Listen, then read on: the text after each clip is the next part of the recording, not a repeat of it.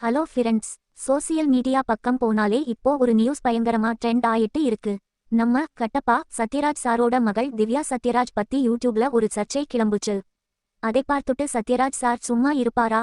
உடனே களத்துல இறங்கி வதந்திகளுக்கு செம்ம மாசா ஒரு பதிலடி கொடுத்திருக்காரு.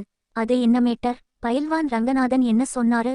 சத்யராஜ் என்ன அறிக்கை விட்டாரு? முழுசா பார்க்கலாம் வாங்க. விஷயம் என்னன்னா, சினிமா விமர்சகர் பயில்வான் ரங்கநாதன் அவரோட யூடியூப் சேனல்ல ஒரு குண்ட தூக்கி போட்டாரு.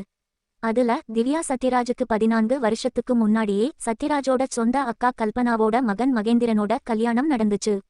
ஆனா கல்யாணம் முடிஞ்ச அடுத்த 5 நிமிஷத்துல திவ்யா கழுத்துல இருந்த தாலிய கழட்டி வீசிட்டு போயிட்டாங்க அப்படின்னு திவ்யாவோட தனிப்பட்ட வாழ்க்கை பத்தி ரொம்ப மோசமா ஒரு கருத்தை சொல்லி வச்சாரு. இது சோசியல் மீடியால பயங்கர பேசுபொருளா மாறி நெட்டிசன்ஸ் மத்தியில பெரிய விவாதத்தையே கிளப்புச்சு. மகள் பத்தி இப்படி ஒரு வதந்தி வந்தா எந்த தகப்பனால தாங்க முடியும்? உடனே ஓடி வந்த தந்தை சத்யராஜ் ஒரு அதிகாரப்பூர்வமான அறிக்கையை ரிலீஸ் பண்ணி வதந்தி பரப்புனவங்களுக்கு நெத்தியடி கொடுத்திருக்காரு. அவர் என்ன சொல்லிருக்காருன்னா, என் மகள் திவ்யா குறித்து சமூக வலைதளங்கள்ல வர்றா வதந்திகள் எதுவுமே உண்மையல்ல, முற்றிலும் போய். என் மகள் ரொம்ப கடின உழைப்பாளி, கண்ணியமானவர்.